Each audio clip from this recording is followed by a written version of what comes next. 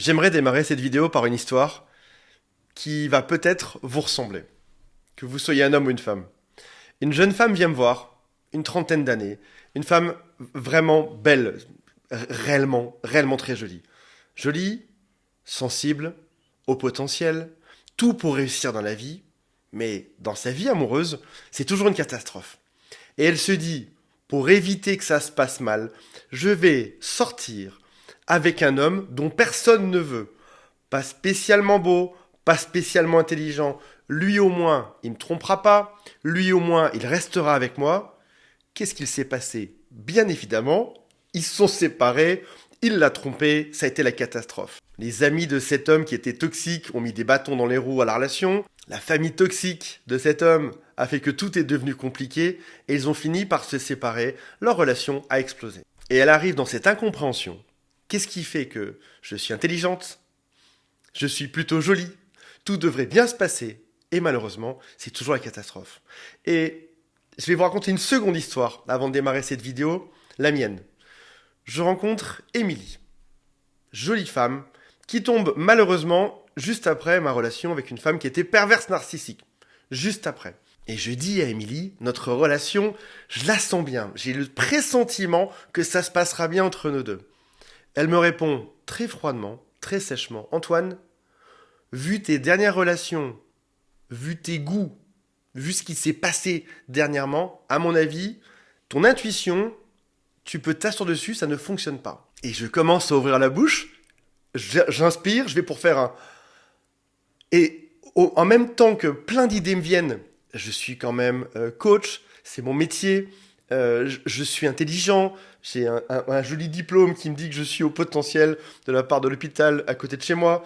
Je pense avoir décodé des choses et je réfléchis, mais dans l'absolu, si tout ceci est vrai, c'est-à-dire que techniquement, j'ai tout pour réussir, il est vrai qu'à l'époque, j'enchaînais relation merdique sur relation merdique. Et donc, j'inspire, je vais pour parler, toutes les idées arrivent et ça s'arrête à ça. Je fais ok. Bien évidemment, avec Émilie, ça se termine quelques mois plus tard. On va voir aujourd'hui pourquoi est-ce que les gens brillants ignorent complètement les problèmes dans les relations amoureuses et comment faire pour reprogrammer son cerveau. Pour comprendre pourquoi est-ce que ton cerveau intelligent tombe sur les mauvaises personnes, il y a 4 grands chapitres. À mon sens, le plus important sera le 4e. On en parle dans un instant. Le tout premier qui s'applique à tout le monde, qu'on soit intelligent ou pas, c'est que le cerveau amoureux est un cerveau préhistorique qui préfère répéter le familier et non pas choisir le sain.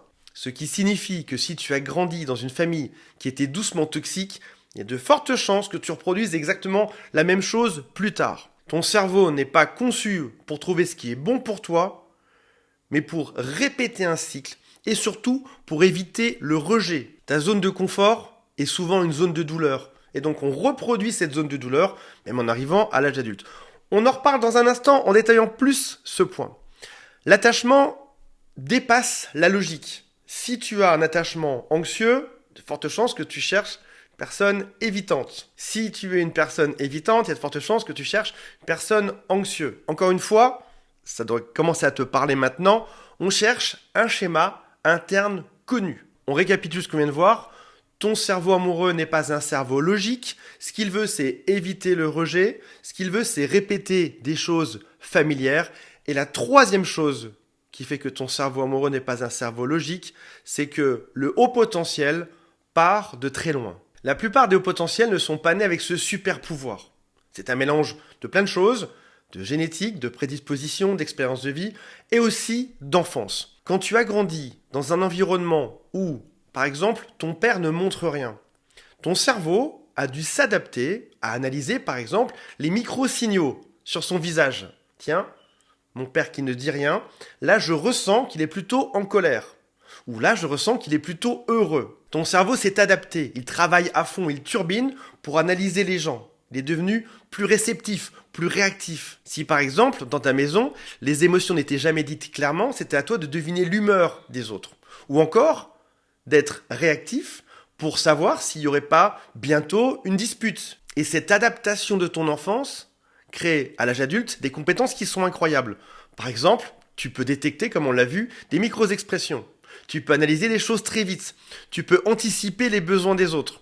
Tu peux ressentir des choses avant de les comprendre. Les neurosciences expliquent ça à merveille. L'hypervigilance émotionnelle, c'est une stratégie de survie. Mon cerveau tourne plus vite pour comprendre et pour survivre. C'est ce qui fait que lorsque tu es haut potentiel, par exemple, tu peux te mettre dans certains types de relations où il y a des signaux que tu es capable de lire très facilement, bien plus facilement que d'autres. Et quand tous tes amis te disent par exemple de fuir ce type de relation, toi en fait, tu viens capter quelque chose de très différent, un autre angle, parce que tu es capable d'analyser cette personne différemment des autres. Mais différemment ne veut pas forcément dire mieux, parce que, encore une fois, tu es peut-être juste en train de répéter un schéma d'enfance. En gros, je suis au potentiel génial, je peux distinguer, mieux lire, mieux analyser cette personne en face de moi, c'est pas pour autant que cette personne est saine. On a dit que le cerveau amoureux n'était pas logique, mais il y a un deuxième point. Il y a aussi la dopamine. Je vais pas en parler longuement, mais il faut savoir que tout le circuit hormonal fait que on voit moins les défauts en début de relation que si on n'était pas amoureux. Et puis, il y a le piège du traumatisme. Suivez bien cette logique. Attention, on va arriver à dopamine plus anxiété égale amour et à stabilité plus paix égale ennui. Je vous refais tout le schéma de ce qu'on a vu depuis le début. Tu vis dans une famille qui est doucement dysfonctionnelle. Tu as été habitué, ou disons que ta zone de confort, c'est les relations bizarres.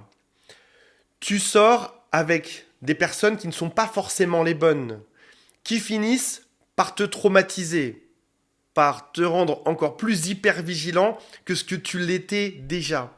T'en deviens accro à la dopamine. C'est-à-dire que certaines personnes naissent dans quelque chose de dysfonctionnel et le schéma vient s'empirer par la suite. Parce qu'en réalité, on n'avait pas réellement les compétences de reconnaître un couple sain. Mais on y revient dans un instant. J'aimerais que tu comprennes dans cette vidéo que l'enfance, un peu comme la graine d'un arbre, va faire pousser quelque chose. Et que si ça a été mal planté, si ça a mal poussé, si c'est parti de travers, ça peut continuer. J'aimerais que tu comprennes qu'il y a une forme d'effet avalanche là-dedans. Famille dysfonctionnelle, plus mauvaise expérience de vie, empire la chose, même d'un point de vue hormonal ou neurologique. Et après ça, fait qu'on va aller dans des relations qui sont de plus en plus traumatisantes, et ce qui va venir aggraver la chose. Un ami m'appelle, qui regarde beaucoup cette chaîne, il se reconnaîtra, et il me dit, je suis dans une relation compliquée. 52 ans, si tu me regardes, mets un petit like aujourd'hui. Et il me dit, je suis dans une relation compliquée, ça se passe mal. Et il me décrit la chose, et en effet, la relation n'a pas de sens. Réellement, il me décrit juste les dernières 24 heures, et c'est tout. Parce que s'il était parti sur la semaine, ce serait encore pire. Mais les dernières 24 heures n'ont réellement aucun sens. Ni dans les réactions de sa partenaire, ni dans les siennes, ni dans tout ce qui s'est passé. Je te laisse imaginer le pire. Et je lui dis, est-ce que tu réalises que c'est dysfonctionnel, qu'un couple ne marche pas comme ça? Il me dit, Antoine, j'entends les mots que tu me dis, j'entends ce qui sort de ta bouche, mais je peux pas le visualiser. Parce qu'en fait, il me dit, je n'ai jamais connu de relation normale. À 52 ans, je n'ai jamais connu de relation saine. Donc ce que tu me décris, oui, j'entends bien les mots, je suis pas fou, mais je ne saurais pas le mettre en place concrètement. Et la grande révélation se fait de là, si tu comprends l'effet en cascade, l'effet boule de neige. C'est que tout démarre du début de ta vie. En fait, certains de mes clients, certains de mes amis me disent « je suis cassé, il y a un problème ». Ou « je me pense intelligent, mais en fait je dois être complètement bête d'être dans ce genre de relation. Il y a un truc qui ne va pas en moi ». En réalité, c'est pas que tu es en retard, c'est que tu pars de plus loin. Je te donne une image dans un autre domaine. Quand j'étais jeune coach en séduction, quand j'avais 23 ans, j'aidais des gens, par exemple, des hommes en l'occurrence, j'étais jeune, à draguer dans la rue, dans une autre époque. On pouvait encore le faire à l'époque. Certains étaient bons là-dedans, des jeunes, ils avaient parfois 20 ans, parfois 25 ans. Certains étaient très bons et on les appelait les naturels. C'était ceux qui, à l'époque, de manière naturelle, savaient comment faire. Et puis il y avait ceux qui n'étaient pas naturels, ceux à qui il fallait tout apprendre depuis le début. Comment dire bonjour, comment sortir 3 phrases, comment se présenter, comment avoir l'air rigolo, comment avoir l'air intéressant. Et si on en revient aux gens qui sont dits naturels, et ça parle de toi, laisse-moi faire cette digression parce que ça parle de toi à la fin.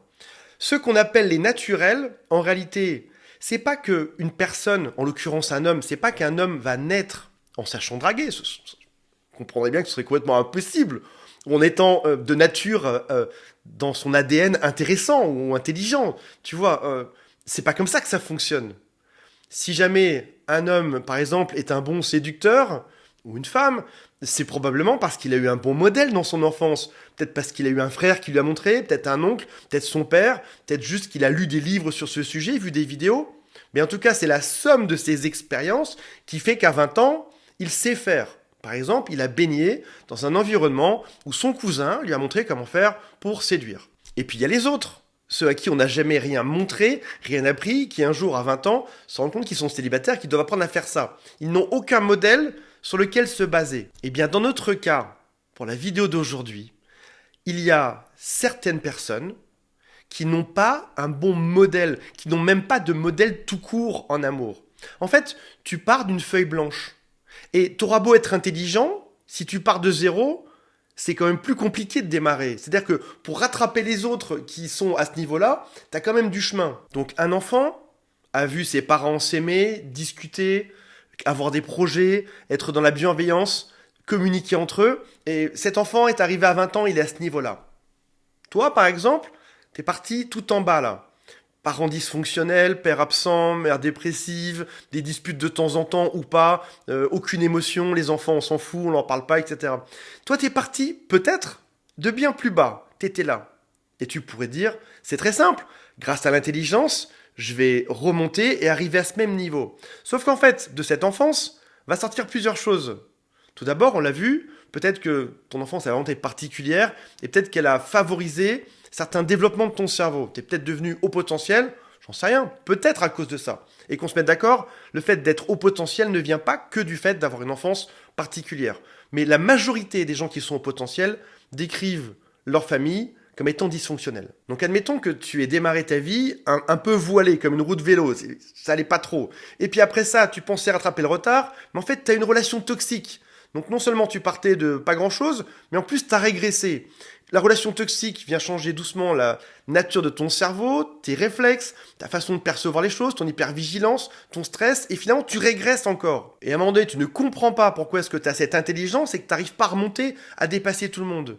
Et tout d'un coup, tu as la révélation. Si je n'arrive pas à avoir une vie équilibrée, saine en amour, c'est peut-être parce que j'ai pas le bon modèle. C'est peut-être parce que toutes mes expériences de vie ont doucement changé la chimie de mon cerveau. C'est peut-être qu'il faut que je me pose aujourd'hui. C'est peut-être qu'il faut que je me dise que je vais redémarrer mon couple d'une page blanche. Qu'on se mette d'accord. Brenda, qui est arrivée ici, là, qui est contente avec son Jean-Michel à la maison, qu'est-ce qu'elle reproduit, elle? Oui, c'est fonctionnel. Déjà, t'as pas envie d'être dans leur quotidien, t'as pas envie de voir ce qui se passe, t'as pas envie d'avoir leur discussion à table le soir, t'as pas envie de ça. Si t'es intelligent, t'as envie d'autre chose, j'imagine. Brenda et Jean-Mich sont juste en train de reproduire un schéma familial connu. Brenda se comporte comme sa mère Micheline et Jean-Mich comme son père. En gros, ils sont partis de là et ils sont arrivés là à la fin. Ils ont fait un petit peu mieux que leur père et un petit peu mieux que leur mère. Et ils sont déjà bien contents d'avoir réussi ça. Ils gagnent un tout petit peu plus que leurs parents. Ils ont un peu plus d'affection pour les enfants et ils ont essayé de résoudre tant bien que mal les 2-3 problèmes qu'ils avaient dans leur enfance. Ils partent de là et ils arrivent juste ici.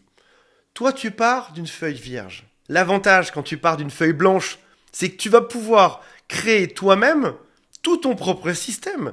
Définir, par exemple, qu'est-ce que c'est qu'un couple. Tu peux construire ta vie amoureuse de manière intentionnelle. La première étape, c'est de savoir que ce n'est pas un manque d'intelligence, c'est juste un manque de modèle. La deuxième chose, c'est que tu comprends que tu as peut-être été déréglé non seulement par un schéma d'enfance, mais peut-être aussi par toutes les expériences qu'on a découlées. On a parlé d'une espèce d'avalanche de choses qui se passent dans ta vie. Aujourd'hui, je tente de reconnecter. La sécurité signifie amour. Peut-être même que ennui est une bonne chose. C'est ce que je recommande à toutes les personnes qui ont suivi ce type d'enfance et ce type d'expérience par la suite. Trouve-toi une relation qui soit ennuyeuse. Alors tu vas me dire, oui Antoine, mais j'avais d'autres ambitions pour moi que d'être dans une relation amoureuse ennuyeuse. Mais le temps de la reconnexion interne passera par une relation qui sera trop calme, disons. Ennuyeuse, c'est péjoratif. Par une relation qui sera trop calme et qui va t'ennuyer. Mais c'est là qu'elle se fait, la véritable reconnexion. C'est là que se trouve le vrai amour. C'est juste après cette étape. Le souci étant, et c'est ça ton défi d'aujourd'hui à résoudre, c'est que il est compliqué de savoir si la relation elle est ennuyeuse parce que tu es dans une forme de sevrage de tout un schéma d'enfance compliqué, ou si ta relation est ennuyeuse, parce que ton mec est juste chiant en fait. Et c'est ça. Mais à ce niveau-là, j'ai envie de te dire que tu ne peux pas savoir dans quel cas tu es. Est-ce que je suis en train de me reprogrammer et ça prend du temps et l'amour est juste après cette phase d'ennui, ou est-ce que je suis avec une personne qui est vraiment pas intéressante? Et là, il y a un flou, mais ce sera à toi d'avoir cette patience, d'avancer dans le temps, parce que dans tous les cas, cette phase ou cette période de vie t'aide à concevoir l'amour différemment. Donc j'ai envie de te dire que tu sois en reprogrammation ou avec une personne ennuyeuse, dans tous les cas, tu es en reprogrammation. Une fois que tout le flux hormonal est passé, stabilité va être égale à désir. Respect sera égal à connexion. Et c'est là que ton intelligence pourra arriver et mettre en place une tonne de choses. Imagine une grande feuille blanche devant toi, tu as un stylo, tu vas pouvoir écrire précisément ce que tu mets dans ce couple, quelles sont tes valeurs, quelles sont même de manière très simple vos activités préférées, qu'est-ce que tu aimes faire le week-end, qu'est-ce que tu aimes manger, où est-ce que tu aimes aller, de quel sujet est-ce que tu aimes parler, quelles sont les choses qu'on devrait partager à deux. Moi qui suis adepte des thérapies comportementalistes, teste, essaye, mets ton couple avec une personne ou dans une relation qui sera légèrement ennuyante. J'aime pas ce mot-là parce qu'il est vraiment péjoratif. Recommence, va vers du plus sain, que ce soit en couple avec cette personne-là ou avec quelqu'un d'autre. Prends le temps de t'ennuyer. Et c'est ça la bonne nouvelle du jour, c'est que un cerveau, ça se reprogramme. Et quand une personne sensible ou au potentiel démarre très loin et commence à tout réécrire, elle est inarrêtable. Et tu auras la plus belle des relations sur Terre. Voilà mes amis, j'espère que cette vidéo vous aura intéressé. Juste pour rappel, même si on connaît le cerveau de plus en plus, ça reste une machinerie qui est vague, qui est floue, dont on n'a pas toutes les clés aujourd'hui. Certains au potentiel ont des enfances qui sont géniales, même si la majorité décrète avoir des enfances dans des familles qui sont particulières. Aujourd'hui, prenez le temps. Prenez du temps pour vous. Prenez du temps pour découvrir et vous allez voir que tout le cerveau s'apaise et que ton intelligence peut enfin aller dans la bonne direction. Sous stress, l'intelligence ne va pas au bon endroit. Salut à tous, je vous aime, bye.